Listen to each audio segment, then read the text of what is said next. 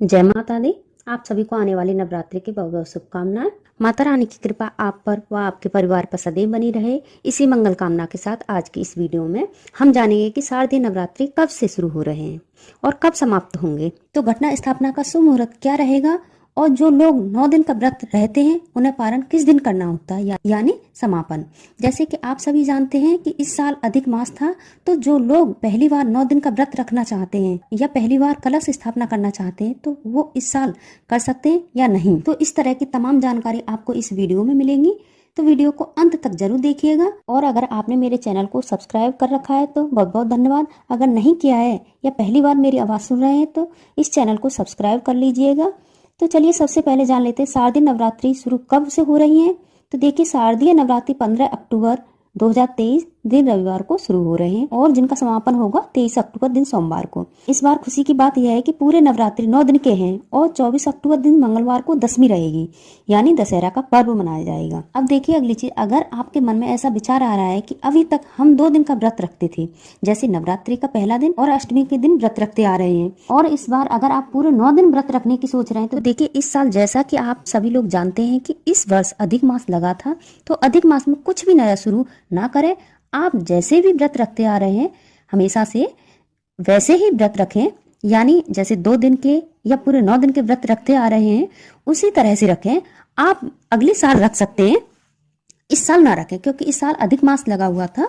तो इस साल कृपया करके जैसे आप नवरात्रि का पहला दिन और लास्ट में अष्टमी का दिन व्रत रखते हो तो ऐसे इस साल रखें। तो कोई 9 दिन व्रत रहता है तो इस साल 9 दिन रह सकते हो, मतलब जो पहले से आप रहते हो उसी अनुसार कर सकते हो, इस वर्ष ना करें।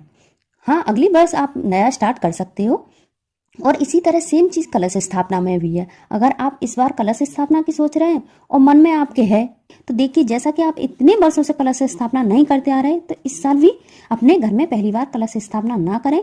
जैसे आपने पिछले सालों से नॉर्मल विधि से पूजा करते आ रहे हैं और व्रत करते आ रहे हैं, उसी तरीके से उसी विधि से करिए, उसी मन से, उसी श्रद्धा भाव से। माँ की कृपा से सब अच्छा रहेगा और अगले साल आप 9 दिन का व्रत भी रह सकते हैं और आप जो कलश स्थापना का मन में वो भी कर सकते हैं। लेकिन इस साल नया कुछ भी ना करें। बाकी देखिए आपकी मर्जी है, अगर आपके घर वाले कह रहे हैं या आपका बहुत ज्यादा मन है तो आप लोग कर सकते हैं। लेकिन जिस साल मास लगता है उस साल कुछ नया शुरू नहीं किया जाता और वही बेहतर होता है। इसके बाद जान लेते हैं कलश स्थापना का शुभ मुहूर्त क्या रहेगा। तो देखिए, नवरात्रि में माँ दुर्गा के 9 स्वरूपों की 9 दिन पूजा होती है।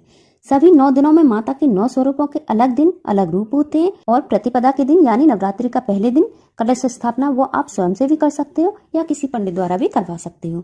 तो जो सुबह में कलश स्थापना का शुभ मुहूर्त रहेगा वो सुबह 6:30 से लेकर सुबह 8:47 तक रहेगा। तो इस तरह से कलश स्थापना के लिए सुबह 2 घंटे 17 मिनट का समय रहेगा। और जो दूसरा शुभ मुहूर्त है वो 11:44 से लेकर दोपहर के 12:30 तक रहेगा।